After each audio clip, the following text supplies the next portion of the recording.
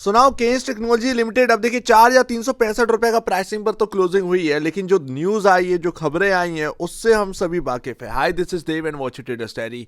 क्या सेबी का यहाँ पर ना इंटरफेयर हो सकता है, एंड अगर होगा तो ये मैटर कितना खिंच सकता है। देखिए, जेपी मॉर्गन हुए या फिर कोटक हुए, इन सब के टारगेट काफी बड़े बड़े आए थे, एंड सिर्फ एक दिन ही बीता था, सब कुछ बदल गया। यहां पर अगर आप देखेंगे तो बॉटम फिशिंग नहीं हो, ये यहां पर कहना है जेपी मॉर्गन का। जैसे ये 12:30-1 बजे के आसपास खबर आई थी, ये स्टॉक है 3-3.5% नीचे था, अचानक से गोता खाया 6%, एंड उसके बाद 12.5%। तो ये हालत हो गई थी, आप ये समझिए। यहां पर अगर आप देखोगे, सबसे इंपॉर्टेंट बात क्या है? सबसे इंपॉर्टेंट बात यह है कि 2023 जून से एक ट्रेंड लाइन इस स्टॉक के अंदर स्टार्ट हुई थी। आप चेक करिएगा 1 डे कैंडल स्टिक चार्ट। मैं बहुत डीपली यहां पर बात करने वाला हूं, क्योंकि सबकी नजर जो है वो केन्स के ऊपर कि होना क्या है, एक पता लगाने की कोशिश करते हैं, सब अपने हिसाब से नहीं होता। तो ये जो ट्रेंड लाइन है, ये आप देखिए 2023 जून से यहां पर चल रही थी, जो कि शुरुआत हुई थी, माफ करिएगा, यहां से। एंड आप देखें 2024 में यहां, 2025 में इस जगह यानी 4,000 के आसपास सपोर्ट दिया था उसी ट्रेंड लाइन से। एंड अभी यहां पर 2025 के बिल्कुल दिसंबर में आप देखें, यहां पर आप देखोगे ये ट्रेंड लाइन जब ब्रेक हुई ना, अभी तक आपको इतनी बड़ी गिरावट नहीं देखने मिली थी कि 12-13% की गिरावट हो गई हो। मतलब पहले हुई है, लेकिन अभी जिस वक्त ये टूट रहा है, उस वक्त आपको ऐसा नहीं देखने को मिला कि लोअर सर्किट एंड उसके नीचे भी गिरावट। ये ट्रेंड लाइन जब ब्रेक हुई ना, ये सडनली इतना बड़ा यहां पर ना गिरावट हमें देखने को मिली है। तो यानी कि क्या है ये एक तो न्यूज का असर है, दूसरा यहां पर कमजोरी यानी कि नेगेटिव जो है वो स्टॉक के अंदर बनता हुआ देखने को मिल रहा है। ये वो सारी चीज है। स्टॉक भले ही यहां पर ना हाईली ओवरसोल्ड जोन में चल रहा हो, मैं अभी आपको दिखाता हूं। यहां पर आप देखो कि हमने गैप भी यहां पर ना फिल कर दी है, सभी गैप फिल हो गए, सब कुछ हो गया। लेकिन जो न्यूज है, जो यहां पर ना जेपी मॉर्गन कह रहे हैं, हालांकि कुछ लोगों का ये कहना है कि जेपी मॉर्गन जैसे जब नेगेटिव होते हैं ना, उसी वक्त पॉजिटिव यहां पर होना चाहिए, क्योंकि वो अपना नेगेटिव न्यूज लाकर, ये बड़े बड़े इंस्टीट्यूशन जो है ना, ये नेगेटिव न्यूज लाकर अपने लोगों को ये स्टॉक्स खरीदवाते हैं, एंड उसके बाद जब सब कुछ सही होता है तब पॉजिटिव न्यूज एंड वगैरह वगैरह धीरे धीरे लाना स्टार्ट कर देते हैं। अब ये मिथ है या नहीं है पता नहीं है, ठीक है ना, लेकिन स्टिल अभी भी यहां पर हम ये समझ सकते हैं कि गैप सारे फिल हो गए, पर ये स्ट्रक्चर जो था वो ब्रेक हो गया। अब क्या ये देखने को मिला है, चार्ट असल में खराब हो गया है। केन्स का चार्ट अगर आप देखोगे खराब हो गया है, एंड ऐसे में बात सही है कि अब जो एक जो स्टॉप है वो 3,885 हुआ, 4,000 हुआ, यहां पर है। वो भी तब जब आप देखिएगा आरएसआई की वैल्यू, मैं आपसे लगातार इसी के ऊपर बात कर रहा हूं क्योंकि इंपॉर्टेंट है। 11.69 का आरएसआई है, 11.69 का आरएसआई पर आप है, हाईली ओवरसोल्ड जोन पर आप है। मैनेजमेंट की कमेंट्री भी आ गई, उन्होंने बहुत सारी बातें रख दी, सब कुछ हो गया। लेट्स सी, देखते हैं क्या होता है, क्या गिरावट रुकेगी। सबसे बड़ी बात यहां पर ये है, क्योंकि गिरावट लगातार होती चली जाए, क्या गिरावट अब रुक जाएगी? हम एक बहुत ही इंपॉर्टेंट जगह पर आ चुके हैं। तो क्या अब गिरावट रुक जाएगी? ये लाइन चार्ट से आप डीपली समझ सकते हैं। हम उस बड़ी तेजी जो यहां से हुई थी 4,000 से, हम वापस से उसी जगह पर आ चुके हैं। यानी कि सारे जो गिव अप थे, जो गेन्स थे, वो हमने गिव अप करते हैं। अब कुछ बचा नहीं। ऊपर वाला ट्रैप महसूस कर रहा है, जाहिर सी बात है।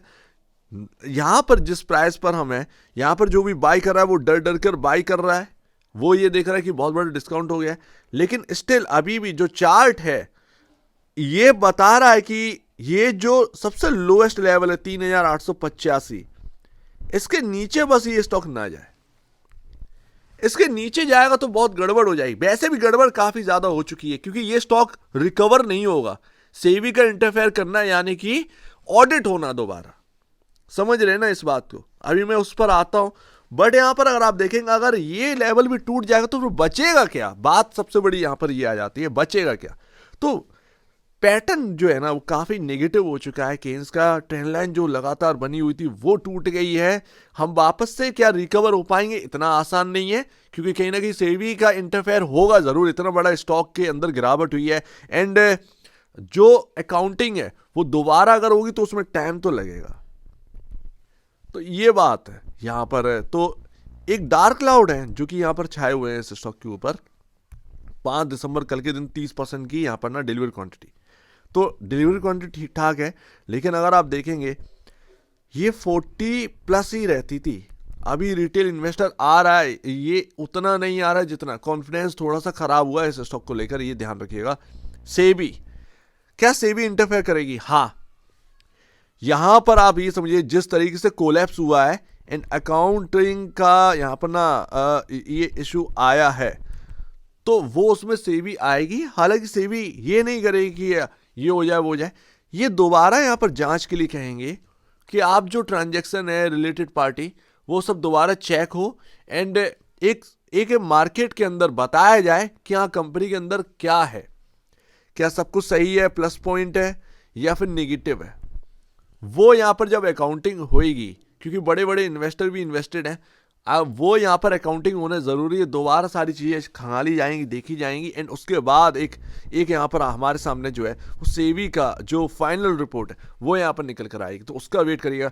मार्केट कैप 29,218 करोड़ का रह गया है। एक इस स्टॉक के अंदर एक बहुत बड़ी बात यह है कि ये हाई वैल्यूएशन की वजह से ना टारगेट पर और है। सबसे बड़ी बात, एक एफ&ओ का पार्ट है और हाई वैल्यूएशन पे होने के वजह से ये टारगेट पर और है।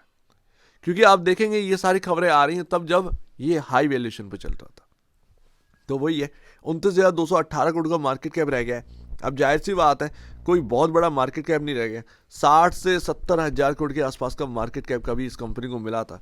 आज की डेट में यहाँ पर ना बिल्कुल पस्त हो चुका है, यहाँ पर बहुत सारी चीज़ें जो है वो जा चुकी, तो करेक्शन होना था, लेकिन इस तरीके से होगा ये किसी को पता नहीं था, 6.24 टाइम प्राइस टू वैल्यू पर रह चुका है। 77.15 का पी रेशियो। मुझे एक ताज्जुब की बात ये लगती है, मैं आपको एक सही बात बताऊं, जो भी चल रहा हो, कुछ भी चल रहा हो, इंडिया की कंपनियां बड़ी बनेंगी कैसे?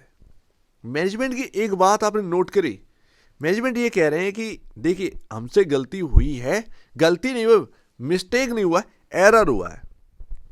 सबसे बड़ी बात, एरर हुआ है। मैं उनके बात पर थोड़ा सा देखिएगा, एरर हुआ है एंड ये एरर इसीलिए है कि हम पहले बहुत छोटी फर्म थे, तब हमारा इतना यहाँ पर कैलकुलेट या ट्रांजैक्शन नहीं होता था, तो हम बहुत छोटी फर्म थे। अभी क्योंकि अभी ये कंपनी बनी है 1-1.5 साल में, अगर आप देखेंगे तो क्या यहाँ पर ना इसकी ग्रोथ रही है, उससे पहले ये कोई बहुत बड़ी फर्म नहीं थे।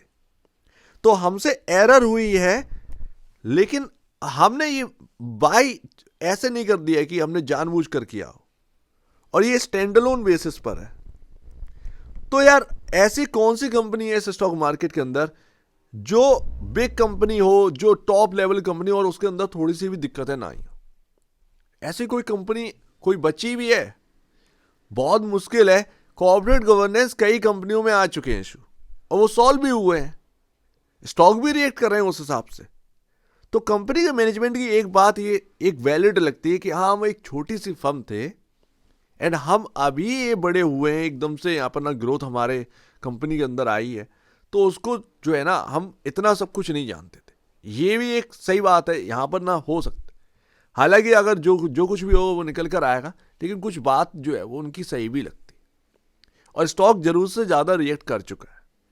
सो लेट्स सी, देखते हैं यहाँ पर क्या रहता है क्या नहीं रहता है, क्या यहाँ पर पॉजिटिव हो क्या यहाँ पर नेगेटिव हो। देखिए कोई नहीं बता सकता इस वक्त की होना क्या है।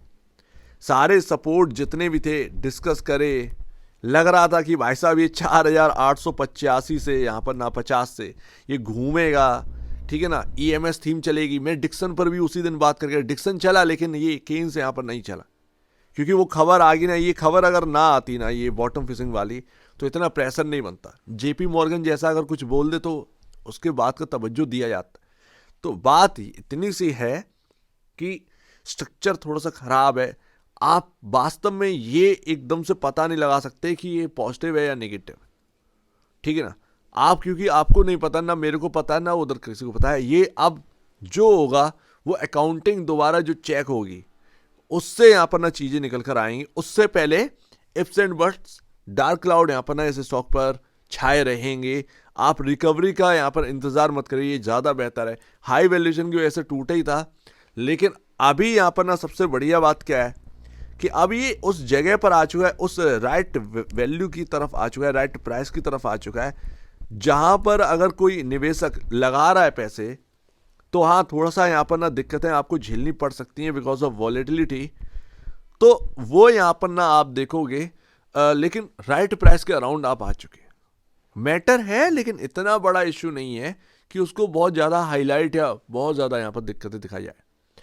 एक आसान बात बताओ ना, कभी कभार क्या होता है, जिस कंपनी के अंदर हैवी ग्रोथ एकदम से देखने को मिली होगी ना, वहां पर कुछ ना कुछ नौटंकी जरूर आई होगी, कुछ ना कुछ तो नौटंकी आई ही होगी। सो लेट्स सी, देखते हैं यहाँ पर क्या रहता है, भगवान जाने। मूविंग एवरेज से हम काफ़ी नीचे हैं, बाकी नीचे 3885, 3800, ये सब इंपॉर्टेंट है ही है, बहुत ही ज़्यादा इंपॉर्टेंट है भाई। साफ सी बात है, लाइन चार्ट के हिसाब से 4000 इंपॉर्टेंट है इसमें, 4000 का लेवल, ठीक है ना। तो देखते हैं यहाँ पर क्या होने वाला है क्या नहीं होने वाला है, लेकिन पेशेंस कहीं ना कहीं टेस्ट करने वाला है और टाइम लगने वाला है इस स्टॉक के अंदर, क्योंकि कहीं ना कहीं सेबी का इंटरफेयर होगा एंड वो अकाउंटिंग कहीं ना कहीं यहाँ पर ना हो सकती है। दोबारा अकाउंटिंग की जो रिपोर्ट आएगी वही इस स्टॉक को यहाँ पर असल में बचा सकती है। अदरवाइज क्या और गिरावट हो सकती है? हाँ। क्या कोई लिमिट है गिरावट की? नहीं, जाहिर सी बात है, गिरावट की कौन सी लिमिट होती।